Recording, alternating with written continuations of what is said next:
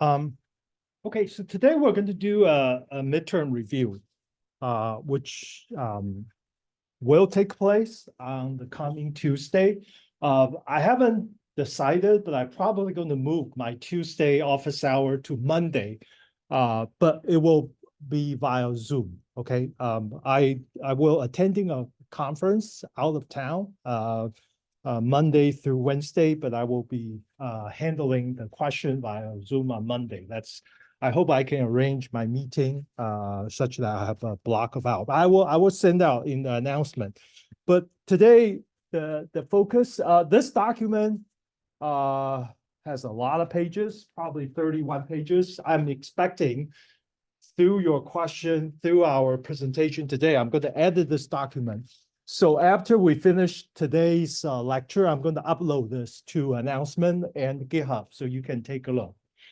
Okay, so let me first talk about what topic will be covered by next Tuesday's midterm and what topic will not. All right, so I focus a lot on the homework, as I mentioned. So I like you to learn some topic through handling the homework. So therefore, the midterm will be a good opportunity for me to kind of testing whether you actually learn those subjects through the homework assignment. So we have done 3 homework assignments. Homework 1, we learned how to do a basic C++ classes and how to create C++ object. Homework 2, we kind of extend that a little bit into the concept of idea of JSON. What is a C++ object? What is a JSON object? What's their similarity and differences? And also we write the first operator overloading, which is either is a subtraction overloader or equal sign of operator overloading. So that is a topic we cover in homework assignment number 2. And homework assignment number 3, we introduce single inheritance. We also introduce a virtual function.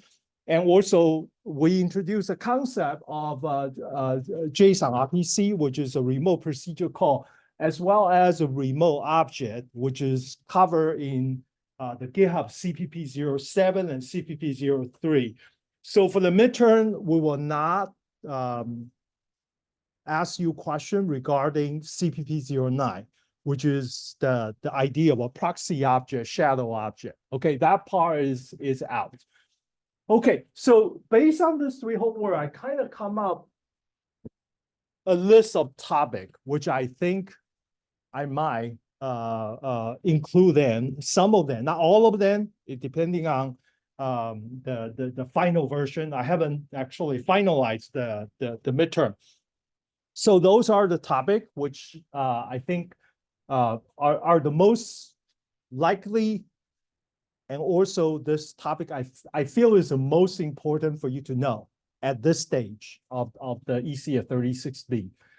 So the first thing is classes. Of course, object-oriented programming is always about defining the classes.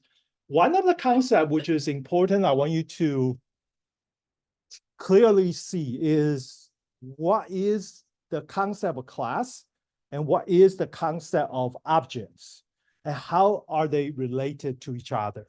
So essentially, class is set up a specification for a group of objects. In some sense, you can think about the class, it almost looks like a manufacturing and is planned about what kind of object it will produce. So that's why when you try to create an object, you're basically create from this plan, which is a class. So that is one thing is what is a classes and what is, I mean, including in the class, we have a private, we have a public section, and of course with inheritance, now we have a protected. And so the thing is that, well, why those, where do you put a particular variable in which of the section, private, public, protected, and what will be the impact for the class, for the object, and for, in this sense, for the idea of inheritance as well. Okay, so that's the first topic. I think is important. And the second topic is related to class, but it's a concept of encapsulation. So this is an important purpose for object-oriented programming. It means that what is encapsulation? Encapsulation means we hide the detail. We hide something and such that programmer will only need to see the high-level relevant information, and then he or she can develop the program. So that's called encapsulation. Encapsulation is a very important reason that why we want to have object-oriented programming in the first place, which means that the programmer doesn't need to be exposed to the glorified detail about every single thing. And the programmer is looked at the abstract level. That's why sometimes we call abstraction. So encapsulation is try to hide the detail to expose only the most important information to the programmer, and such that programmer can develop a program such that it will be less complicated. The complexity is simplified because of encapsulation, because of the abstraction. And because of that, the software development process will be less likely to introduce software bug, to introduce error, and also is easier for any reader of the program to understand, to be able to reuse this program much easier. So that's a concept of encapsulation, and that is very fundamental for object-oriented programming. Okay, the other thing, the third topic, is more related to C++ than many of the other popular object-oriented language. Is a compiler time versus runtime.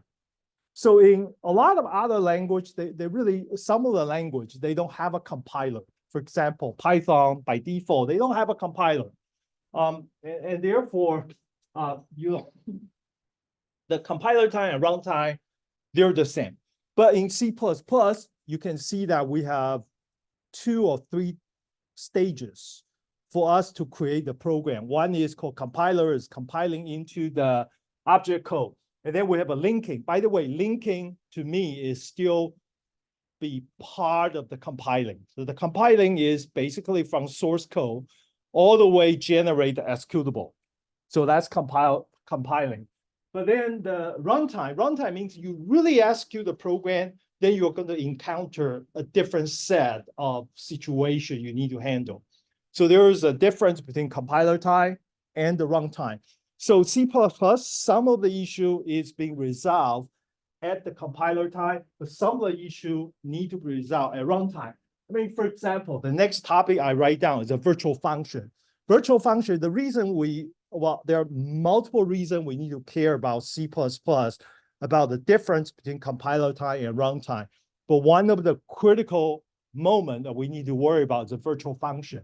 So virtual function is a mechanism that the resolution about exactly which function you're going to call is going to be deferred until the runtime. So it means that at compiler time, you actually have no idea exactly which function you're going to call. So that is very untraditional from a C programmer perspective, from the compiler programming language perspective, because the compiler is supposed to know everything. They're supposed to know which function you're going to call, and such that I can perform optimization. I can do a lot of tricks in order to make your software runs better. But because of this, the compiler now don't have knowledge about exactly what. So by the way, this topic about exactly what do we mean by virtual function you're going to resolve at runtime is something we will talk about after the midterm, the exam mechanism. So you might see something. You can see that I actually list some of the topic I said not included in the midterm. The not included in the midterm, including proxy and shadow object, which is CPP09. But then there is one topic which I will cover as soon as possible after midterm. It's called memory layout difference between multiple inheritance and virtual inheritance. Okay, multiple inheritance and virtual inheritance, their memory layout is different because as a C++ programmer, that's our privilege to actually be sensitive to the memory layout. How memory layout means that how your data being placed at which section of your memory. That's called memory layout. And in that topic, we're going to talk about a data structure called vtable. So vtable, V is a virtual. So vtable is essentially a table of function pointer. And this vtable is the data structure that will be resolved at the time the object was created. So created is a runtime concept. So that's why the vtable is the data structure to implement whatever we call the runtime decided virtual function that we're going to do. So we're not going to ask, if you see a simple question asked about vtable, we're not going to cover that next Tuesday, but it's an important topic, so it's not. But as I'm actually asking a more higher level difference between runtime and compiler time regarding virtual function. So the virtual function basically is not depend. This is a concept I'm going to ask. The virtual function is not dependent at the location in the code, which function you're going to call. That is the decision that can made by compiler time. But at runtime is depending on at the moment that which function to call is determined by the moment the object was created. So the first one I'm saying compiler time is I look at your source code and decide where you make this function call. That's the source code. If it's not touch source code, that's a compiler time concept. But then I said virtual function is determined by when your object was created. When you look at this, you realize it's no longer, it's kind of associated with the source code, but more important about the timing about the object was created. So essentially that means, okay, this we have to defer to runtime. Okay, that is a very important thing about virtual function I'm going to talk about. And then we talked the other issue that this is the difference between C++ and the JSON object. So we introduce you a different way of specifying object. So C++ we already learned, but JSON is another way to represent. I mean, by the way, on Tuesday, I talk about a JSON, which is equivalent to a class called personal time GPS record, which is they have exactly one-to-one match. They have a two attribute identity and traces, which is match one-to-one. And the thing is that the difference between those two is that C++ has a compiler to check all the syntax, where the JSON is 100% runtime because it has a way to check the syntax, but essentially the meaning and everything is totally binded to the application. And therefore, at the runtime, we need to do a bunch of checks. So that's some of the differences that will show up. I will ask question that expect you to have the knowledge about std vector, which is a C++ version of array. And I'm not going to ask for std map because this is the topic I just talked about on Tuesday. But std vector, I expect you to know some of the basic thing about how to have a vector. And then this topic is the difference between call by value and call by reference. This is the topic that's kind of not new, that we have exactly the same issue in C programming, which is ecs36b. But in C++, we start to have the difference between variable reference and the pointer or address to the variable. So C++ introduced something called reference. Okay. For the midterm, I'm not going to ask a lot of questions about variable reference because I think that you need to have some basic understanding about what reference is, but reference does not add anything to the language. So variable reference is syntactically looks like a variable, so you can use a dot notation to call the method. But in reality, semantically is actually the same as a pointer, except you don't use pointer operator. Okay, but I will ask you some concept at least between the call by value and call by reference, because I think as a C or C++ programmer, this concept is very fundamental. Okay. And the final topic I will ask is the makefile. I assume that from homework 1, 2, and 3, you should learn exactly how to write a makefile and how to create the makefile. It will compile correctly.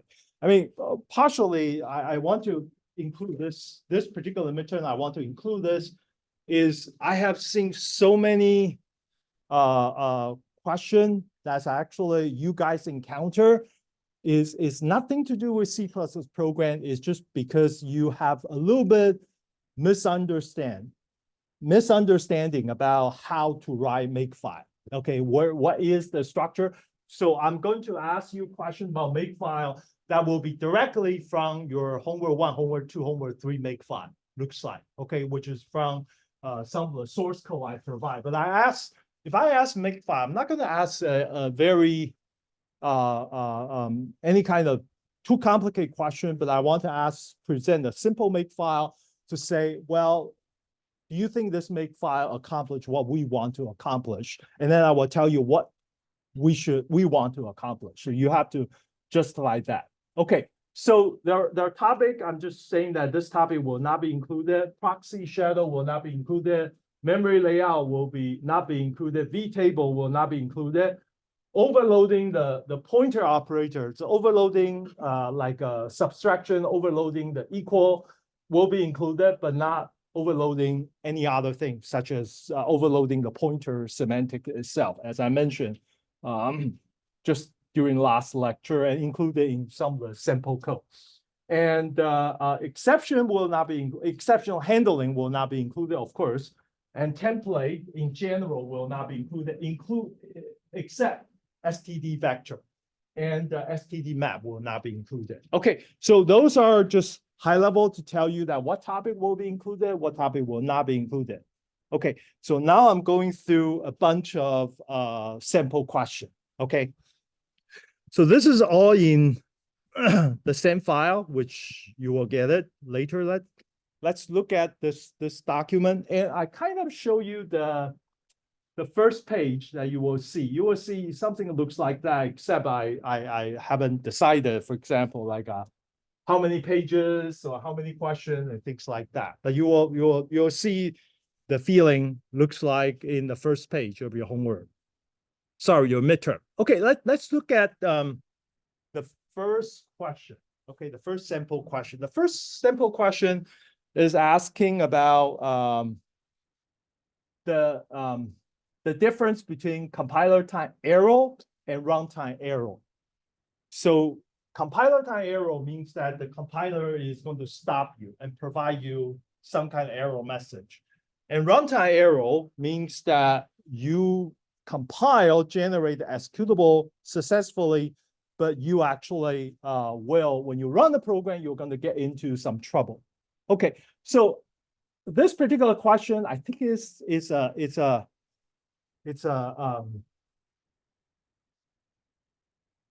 good example about, in fact, I think I will ask something very similar, maybe identical to this question, just tell you this. So this question, I'm going to give you a piece of code.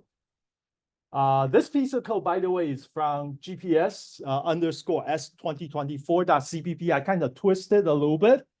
And I'm telling you that this particular piece of code is going to generate runtime error.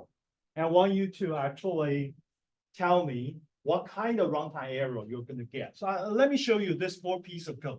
I mean, this like 6 or 7 lines of code, this piece of code here. This is just a member function, right? For GPSDD, it's operator overloading, but the question itself is not regarding operator overloading. It's regarding a member function or any function that's actually going to generate some kind of runtime error. But the question is asking what kind of runtime error. So can you take a look at this code very quickly to see what's wrong with this code? I mean, to understand the runtime error, you might want to see what's wrong with this piece of code. What's wrong about this piece? It's twisted a little bit from the original version.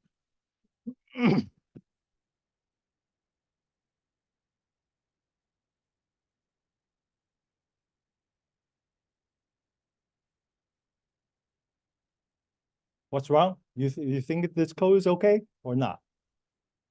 Okay, why is not? Yes. Dereference, right? Yes, that's correct. Yeah, that's thank you. What's your name? Carlos. So Carlos is exactly right. You see that over here, I didn't directly use another. I use another PTR. I set another PTR to the get latitude, another PTR to the get longitude. And what is another PTR? Another PTR is the data type is a pointer to GPS DD. So the original code, by the way, is another, which is GPS DD, which then this is good for me to kind of ask the question about what's the difference between object and object pointer. Okay, so another PTR is object pointer, another is an object. So it's okay if I use either pointer notation or object notation. It doesn't matter. Original one it was another dot get latitude. Now is another pointer pointing to the get latitude. Okay, that's nothing wrong with that. The trouble is this line. This line is actually, I set the pointer to be null. In fact, the correct code should have been, instead of null, I should actually say and another. Okay, and another, which is the address or pointer of this another. So if I set the and another to the another pointer, this code will be perfect. But because I didn't do this, I set the null, but then I didn't set to be the address of the attribute. So essentially, this another PTR is a null, is basically pointing at a memory address that's prohibited to access. So if you've done this, you're going to, this two line, either one of these two, you're going to have some kind of runtime error. It's likely to be the first line. By the way, this one, compiler, syntactically, this one is perfect. The compiler is not going to worry about, oh, you're going to have dereference a null pointer. The compiler will let you do it because the compiler actually, in general, they don't have the knowledge about whether you actually dereference a null pointer. Okay, so now we know that's the problem. But now the question is, what type of error, runtime error, will be introduced by this piece of code? What kind of runtime error? What kind of error message you will see when you dereference a null pointer? Segmentation fault. Okay, this is going to cause a segmentation fault. So segmentation fault is a runtime error. You have a bug in your code, and then you see that you start to actually panicking, and then you have to actually find out using debugger to actually realize that this is the place that's actually the dereference pointer occur. I mean, it's most likely you will realize is when you try to use a null pointer dereference to one of the member or member function. And this is actually member function. So it's actually a function pointer. You realize that, wait a minute, I don't have that. That is a prohibited area. So the thing is that the answer should be over here. This is going to be segmentation fault. Because of the dereference of a null pointer. Okay, that's the answer, more or less. The answer you should point out for this kind of question. Okay. Any question? Let me actually make it red so you will know that this is what we just added. This is the red. What? Okay, good.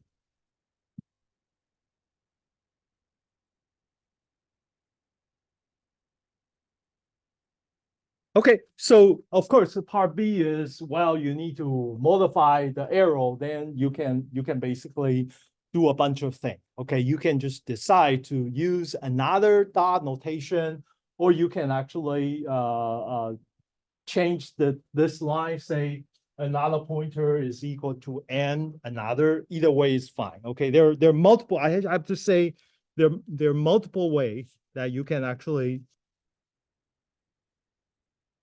to make it work. Okay, so that's part two is your decision about how you're going to fix the code. But when we grade your exam, we will make sure that whatever you do, it is the right, correct, appropriate fix to the problem. Okay, so that's for this question. Any question from you right now? Yes, please. So if we, instead of making another pointer and setting it to the address of another, and we just like used another That's directly in fine. the code, That's we can use the dot or the arrow. yes, of course, of course. You can decide how there whatever you want to change it. Yeah, that's your choice. Yeah, there's no kind of definite way to say which way is better. So it becomes your choice. Okay, as a programmer, you should free to do that. All right. Any other question? Okay, so let's look at the second question. So the second question is related to one of the code from GPS CPP. Oh, sorry. Okay, I know what this is actually part of the previous question. So the way when I ask you a question, let me highlight this a little bit.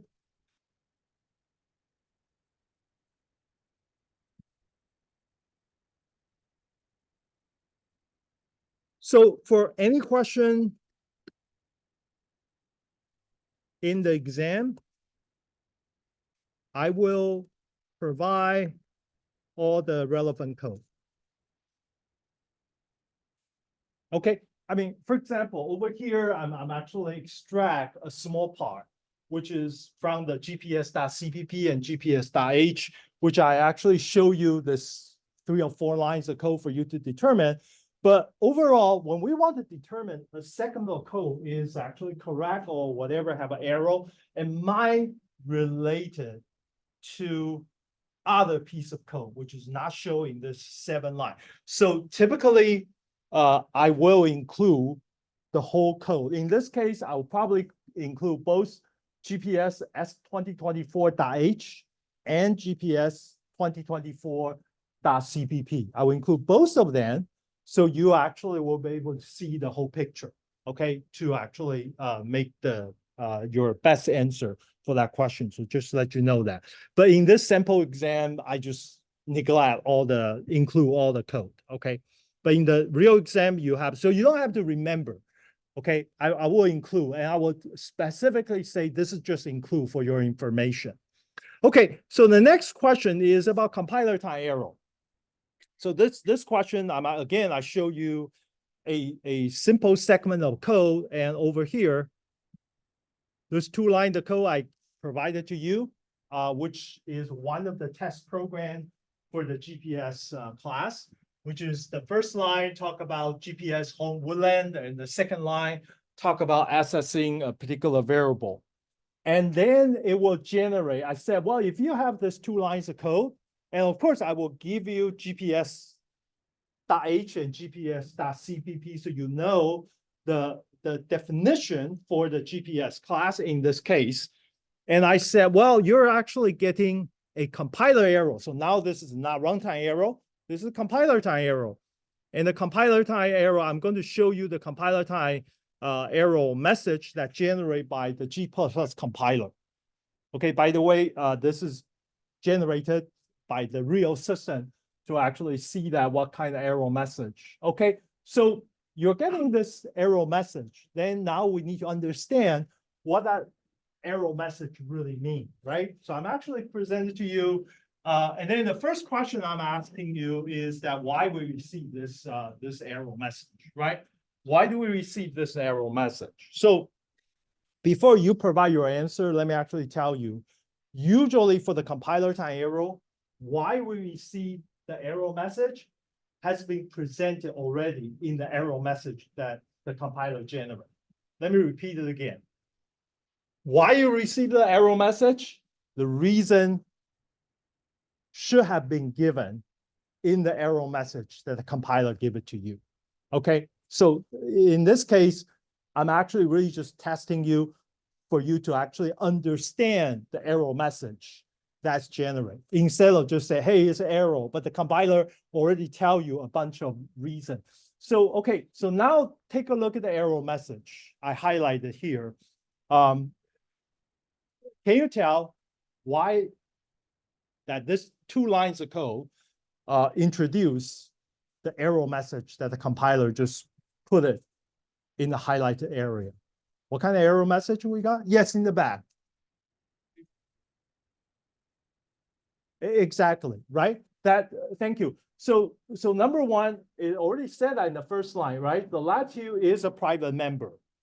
So which means now you see that I have to give you the whole code because I have to give you GPS.h so you can actually see where I put that latitude variable. So you know that, okay, I got this private message. Oh, sorry, I got this error message that it's a private variable. So now we know specifically the compiler is complaining that the way we use the attribute that is private. Okay, so the thing is, by the way, why is this? You exactly what you said. You just put it there, say it's a private access, try to access a private variable. That will be a good answer for this. Okay.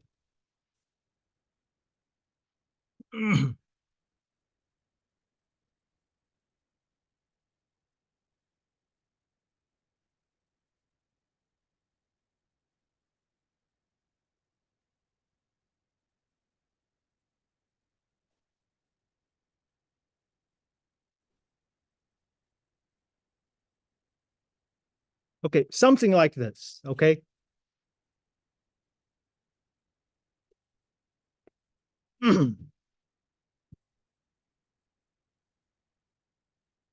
Okay, so after we have done this, so now the second part of the question, well, how do you actually fix it, right? Fix it, I said, how do you modify the second line of those two lines of code to actually fix this error, right?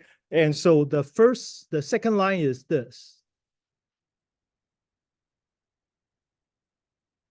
So of course, this depending on what is your GPS.h and GPS.cpp. So the code should be implement is get latitude. Change this to get latitude. Okay, so the answer is you need to provide a correct implementation, which then when you do this using get latitude as a member function, you no longer access directly to the private member. And therefore, when you've done this, that the compiler will not complain about the error that we see earlier. Okay, so that's the answer. Any question? So this is the, yeah.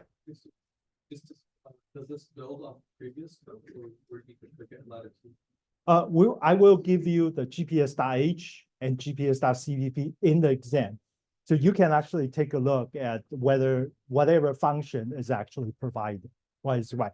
But if I'm asking you in the context of GPS class, which is most likely, it should have the latitude function there. Yeah. Yeah, I will try to present the question in the format that's most familiar to you, which means that I'm using the sample code from homework 1, 2, and 3. Okay, so then if I make any significant change, I will actually highlight those changes to tell you that this feature is different from this. Like here, I actually changed some of the stuff. Okay. Any question? Okay, so let's look at the next question.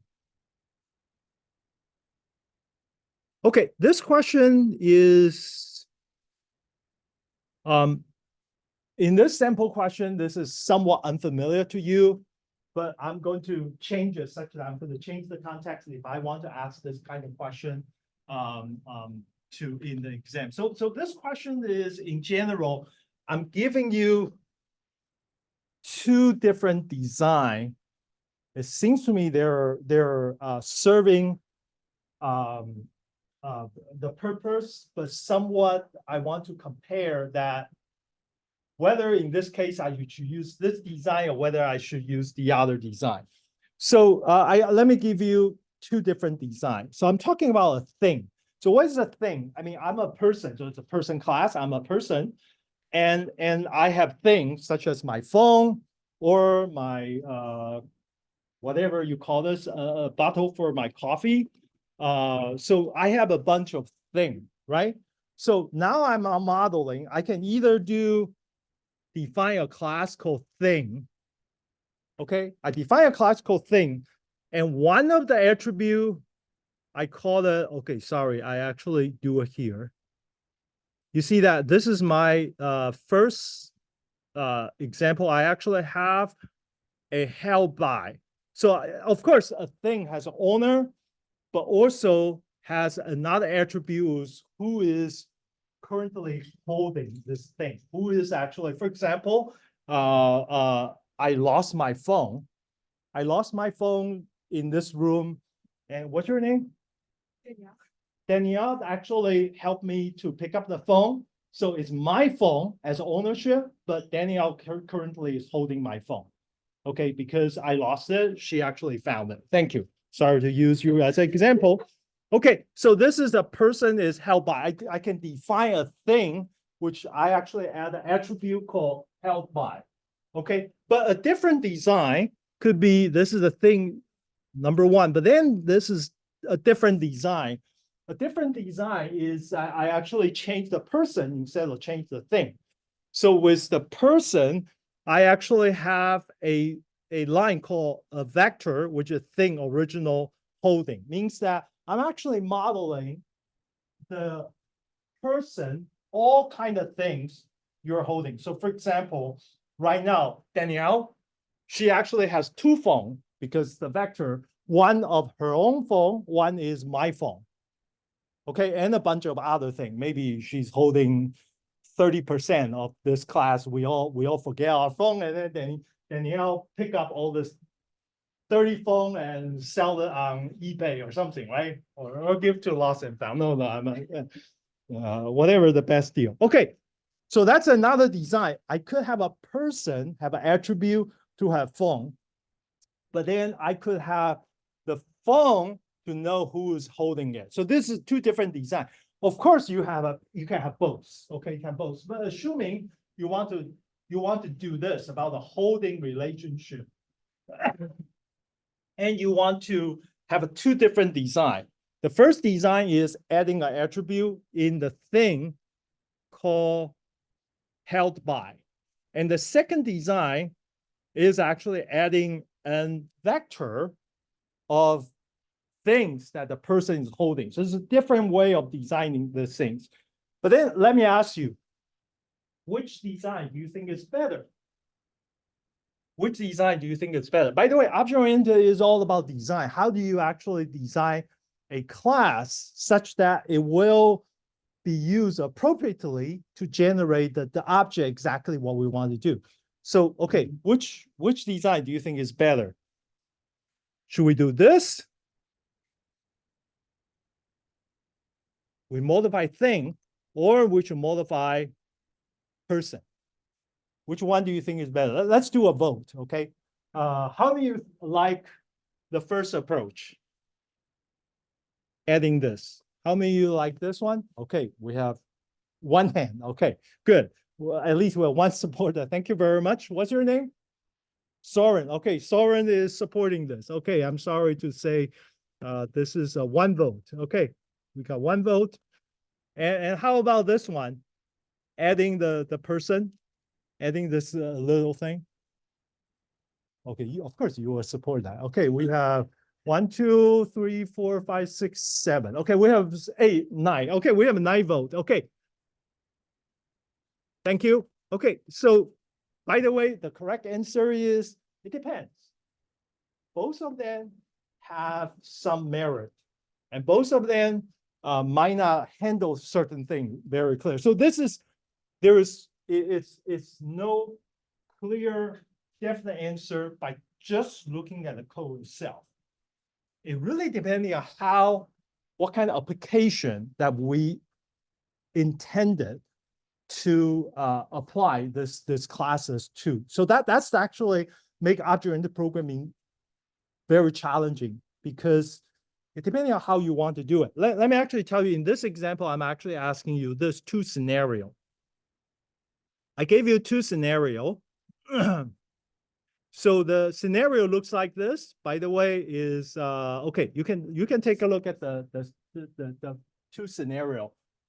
The first scenario is that I actually want to find out all the things I'm currently holding. I mean, my backpack is a mess, has a lot of things, okay? And I don't want to clean my backpack, and then I want to see that how many things I have within my backpack. Then which design do you think is actually better? Or the other option is that, well, I want to I lost my phone. Okay, I lost my phone, and I actually want to know that who has my phone. I actually lost my phone, and then I want to find it. I want to actually find out who actually have it, so I can actually retrieve. For example, I will know is actually Danielle is holding my phone right now, so I want to contact her, say, hey, it looks to me that with my very nice object-oriented design that you actually have my phone. So now I want to actually see how I can pay you $2,000 so you can give the phone back to me. It's a ransom situation, right? I mean, this happened today's internet world. Okay, so which design do you think is good for me to find out all the items that I have in the backpack? Okay, assuming I have like my watch, my wallet, my phone, my bottle, whatever. If I want to just quickly find out what kind of things I'm currently holding, then which design do you think is better? Is design number 1 or design number 2? Yes. Yes, exactly. Design number 2 is better. Why? Because it tracked the relationship about person and all the things he's holding. So I just very easy for me to just go over there to actually find out that this one single object called person object, and then track all the vector, all the elements in the vector about things I'm holding. If you think about this, if I'm going to use this design only, that means I actually have to go through and vector or whatever data structure which keep all the things in the universe, and then look each of the object and try to find out whether that particular person called held by is actually Felix Wu, and then decide, okay, I'm currently hold that thing. So it's very simple about efficiency, about how easily you can use a particular design to actually accomplish things you want to do. Okay, so you're exactly right. This is going to be ext2. Okay, but not so surprised. Then the other question is going to be ext1. So basically, all of you are right in terms of they're good. For example, over here, I just want to know who has my phone. Okay, so it's in this case, it's a lost and found office, and Danielle picked up my phone and she gave it to the lost and found office. So whatever staff member associated with lost and found office, that now he or she has my phone, right? So if I use design number 2, it might be disaster because I need to go through every single person on UC Davis or even on Universe to actually see what kind of things you're holding. Okay, assuming I have access to that. And then I can actually see, eventually I found my phone is in one of the person. That's actually going to be really inefficient. But on the other hand, if I actually designed it this way, then it's very easy. I just actually go through my phone and then look at the phone. I'm looking for this. and the phone who is currently holding this device, then that's actually a constant time for me to actually retrieve. So the key lesson here is that, well, you could have designed the class or object differently, and whatever design you have will fit certain application. Okay, that's a very simple contrast between these two designs. Okay, all right. Obviously, this is out of context of the midterm. Is obviously for a general design, I will actually implement both. I will implement from thing, I can track the holder. I can actually also from the holder, I can track, so I can fit both purpose. Of course, that introduces complexity of the code because I need to kind of maintain the two-way relationship between those. Okay. Okay, any question for this question? This question is just, yes. So would you have to explain like the merits of each one when you say like, for example, two, how it's easier to find like all objects? Okay, that's a good question. Okay. In this case, let me tell you that if you only say ext2, and the answer I'm expecting from that question, it is indeed ext2, you'll get all the credit. Okay. But assuming that question is ext2, but you actually put ext1, but you provide some argument or explanation about why you think ext1, you might still get the credit. Because sometimes you actually thought about a creative situation that you think this design is better for this situation. In fact, is contrary, but I feel that if you actually put in the thought, even the answer is not what we expected, you will get a credit. You will either get a full credit or at least some partial credit. But if you just put ext1 in the first question, then that's a clearly no.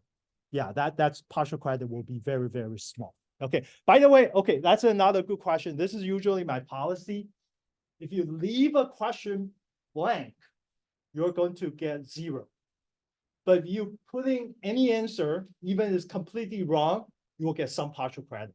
A little bit, but some partial. So don't leave the question completely empty. Okay, so if you put more answer, not more answer, put I hope you can put the very concise answer. In this question, my suggestion is I will put ext2, but I will provide like a 1 or 2 sentence, just try to explain that why this is more efficient and things like that. That will be good for you to make sure you get full credit. But if you want to, Amy, you're really confused, you want to get some partial credit and put something, try your best. And I will give credit for the effort you try, even I see that there was some issue. Okay. Okay, any other question? Yeah. Sorry? Is it pen and paper? Yeah, it's a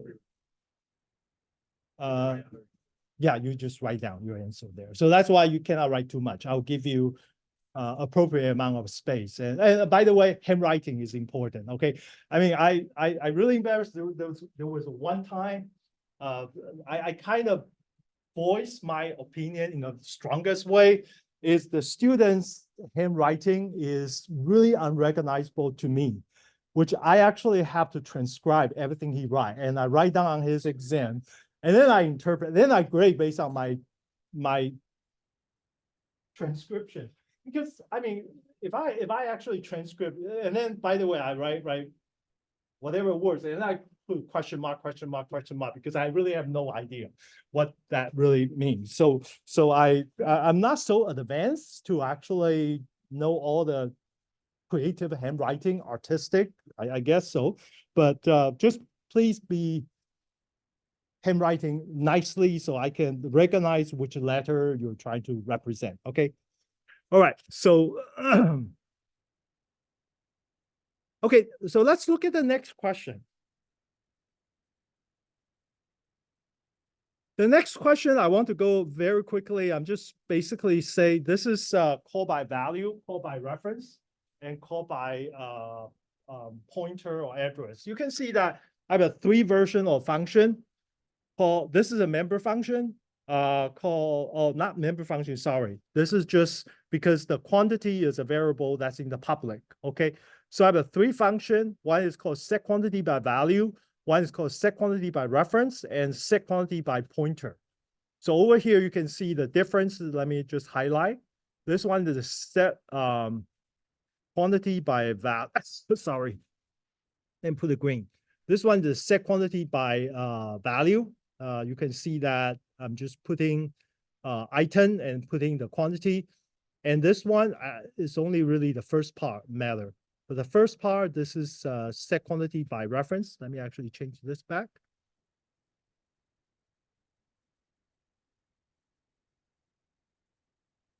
And then the third one is set quantity by pointer.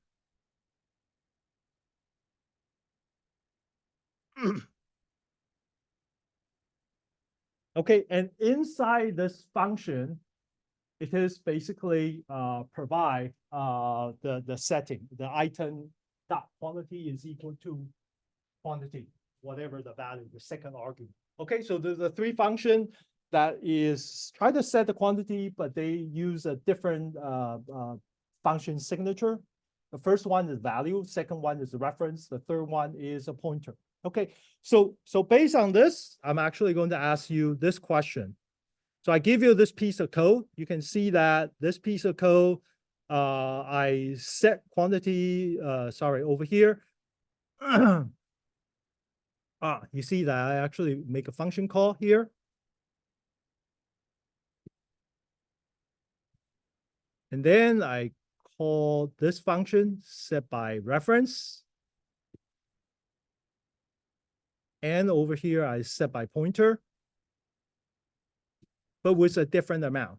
Okay, so initially the item was 100. And then let me ask you, if after the execution of the first code, what should be the value when I print my item dot quantity? What should be the value? Just look at this piece of code right now, from here to here. Okay, those code I highlighted. What should be the value of item dot quantity up to that point?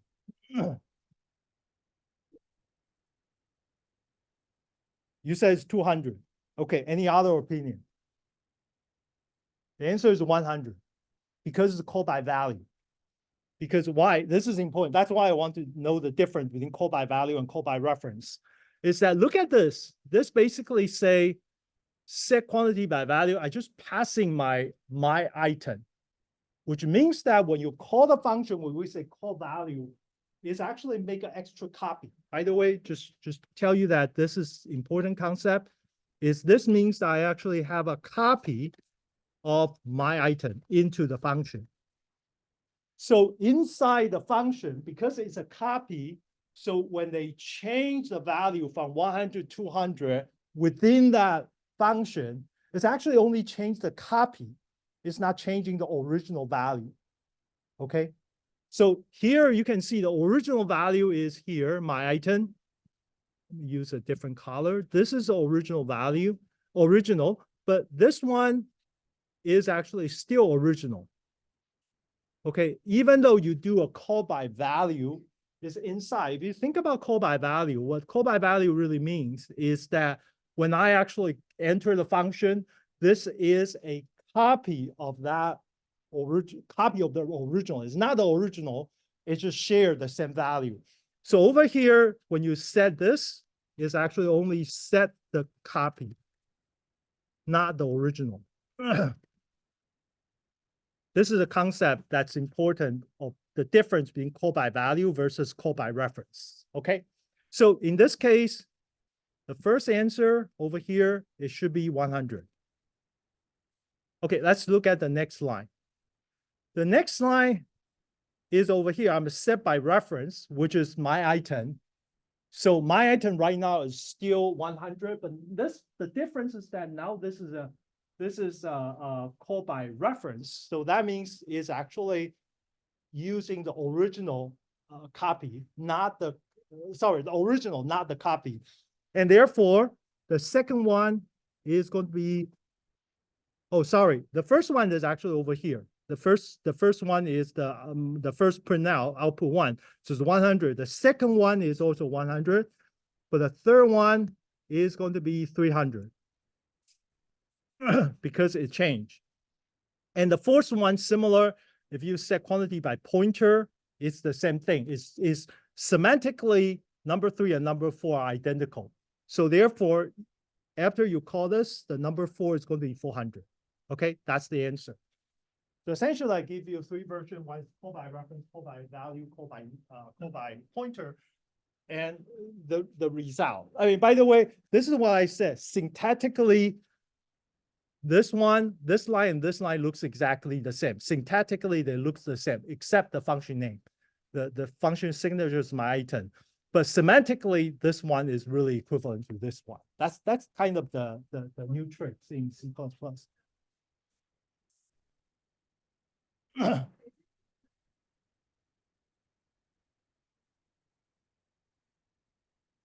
You mean this one and this one? Why they're the same, right?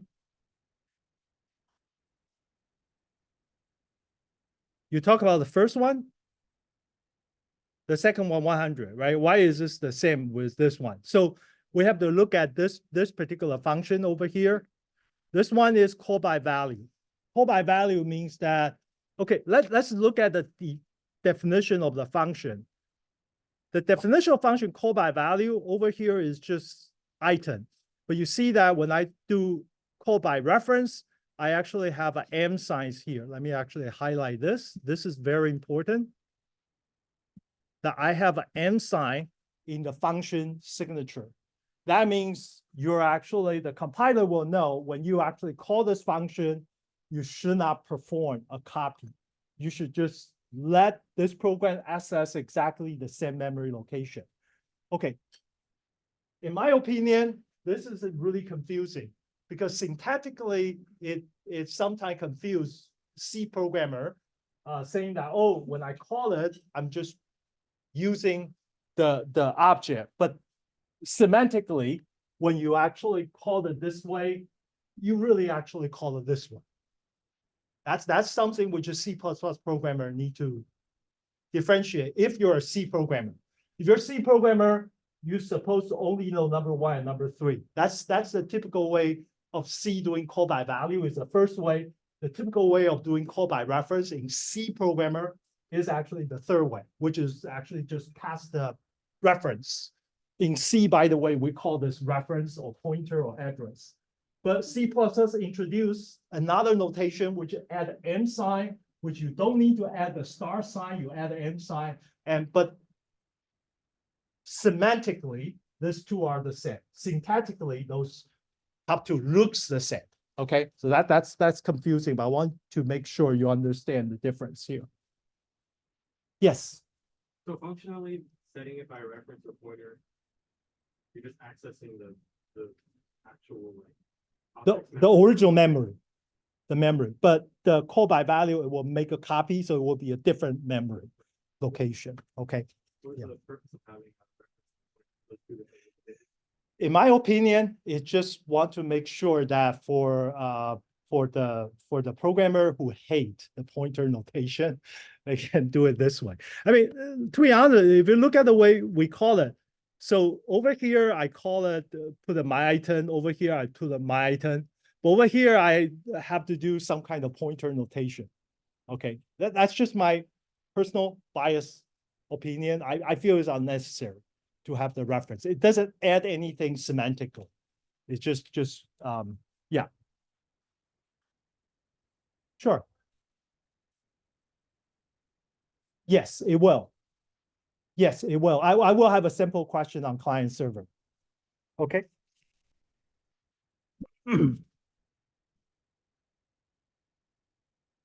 Okay, this one is just doing the, let me see, what is this question is trying to do? Yeah, this one is trying to ask you to implement the operator overloading. Is saying that, well, how do I have this operator overloading called for GPS class? What should be the implementation? The implementation is actually fairly simple.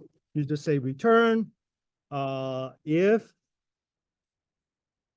this to the latitude is equal to another dot, yeah, latitude,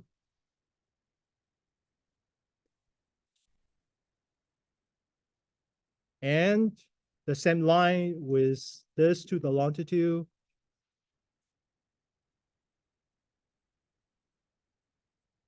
is equal to another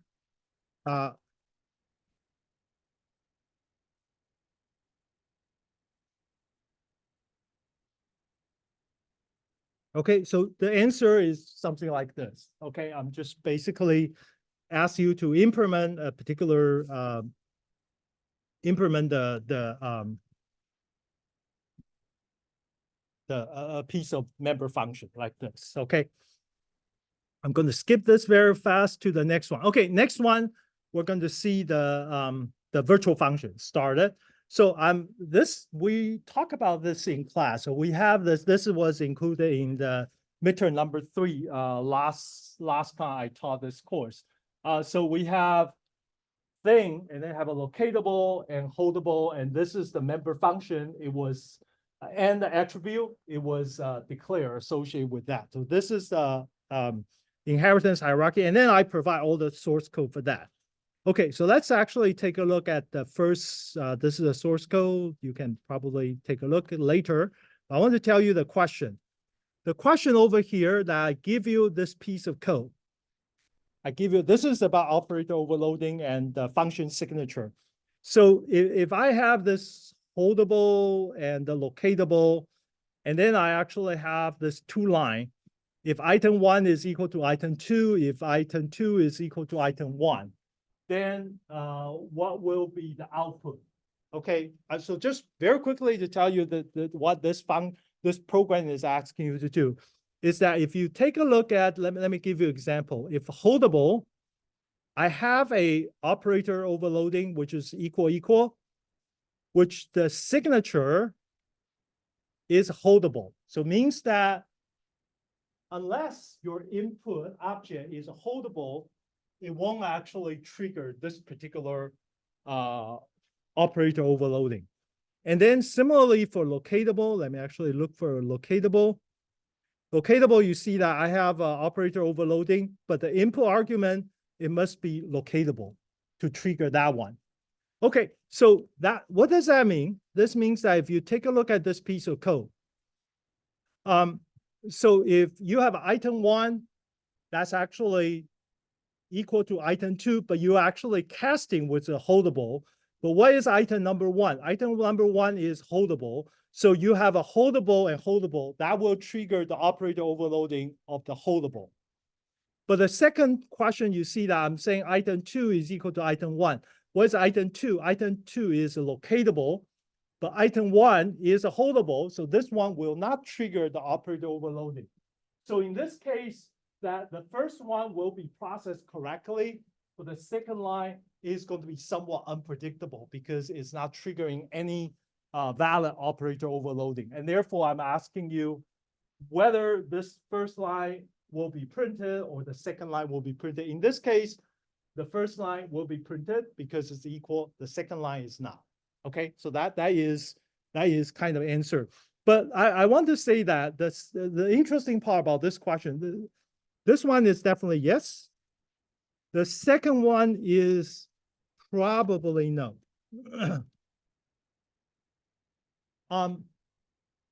This is a bit advanced, but I want to tell you that because the behavior is not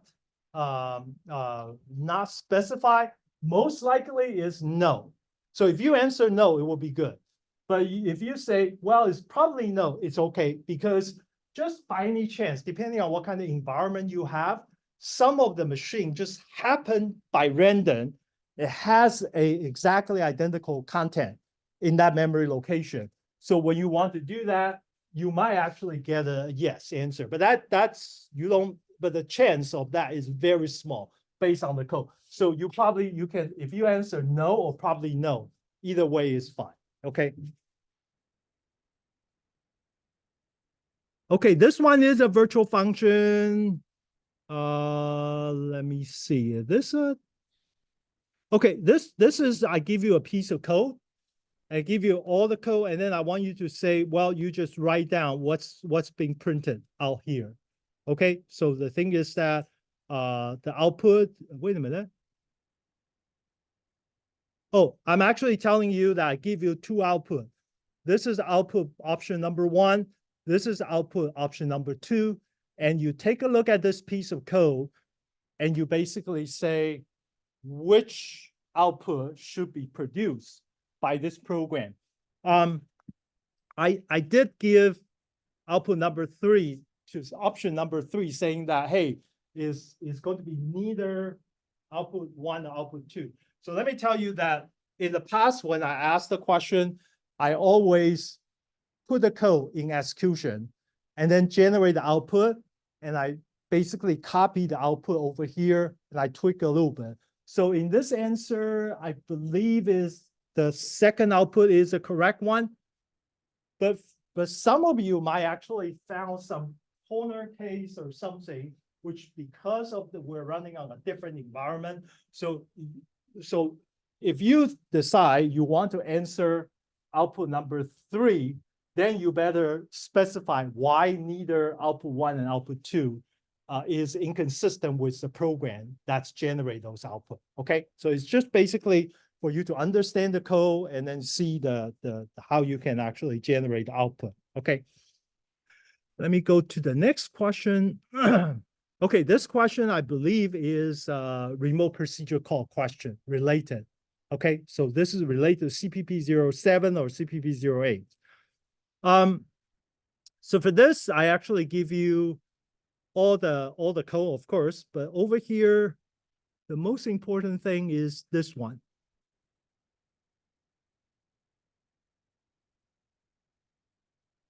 I didn't use any shadow. Yeah, I don't use any shadow. Okay, so let me see, where is, oh, this one, sorry. This one is the previous question, whether the output is number one, number two, or number three, sorry. Okay, so that's next one. Yeah, this is the same, right? Ask you if this is the code, which output you should get, and this code, this output should get. We're almost done. Okay, this one is about pure virtual function. So if you look at the code that's generated by the JSON RPC stuff, it will have a function, which is a virtual function, but it actually put the equal to 0 at the end. Okay, so let me show you an example. I still have 8 minutes, so that's good. So let's go to one of the programming files. Let's just use this. Let me try to make.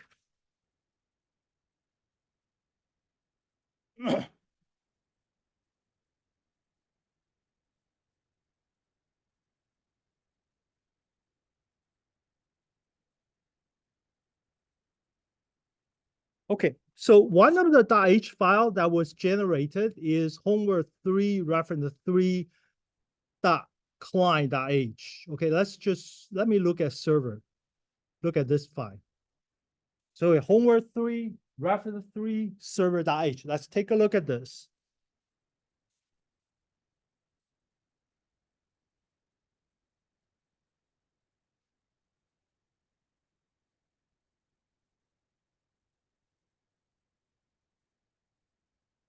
Okay, so let's take a look at this code. Have you seen this 3 line? This is a 3 function, upload, question, and dump to JSON. They all have equal to 0 at the end.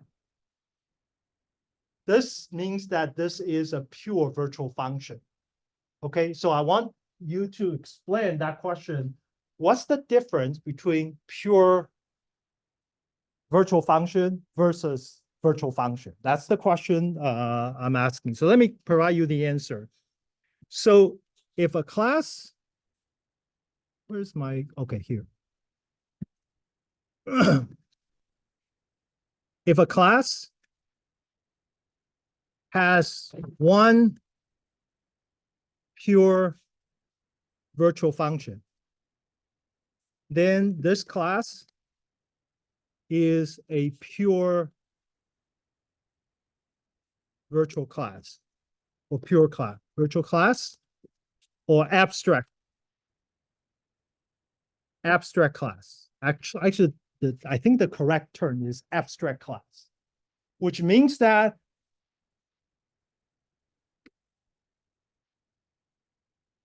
this class can be inherited, but not instantiated.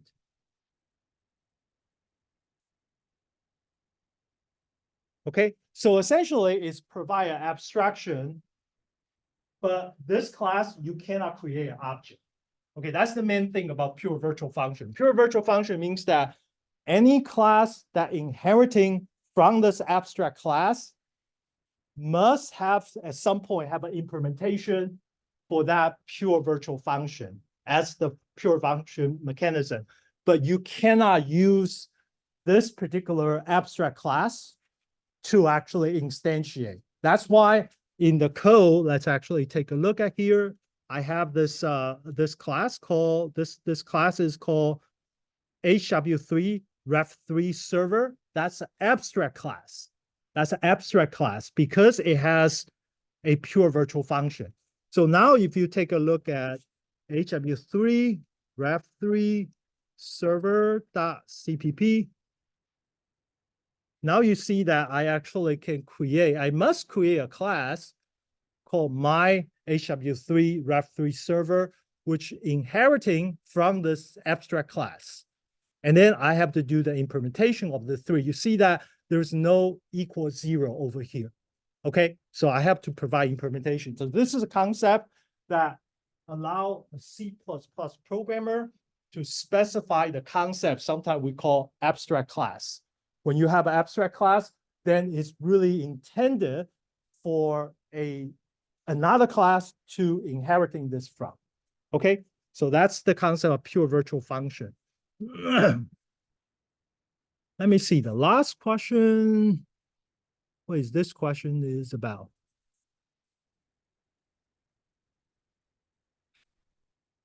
Oh, this question is similar to the previous question. I basically give you some piece of code, and then you can actually print out some of the JSON that's actually supposed to be printed. By the way, this is important. The important message I want to tell you that you better know JSON syntax. You need to know what JSON, a JSON object looks like. It must have a key value pair.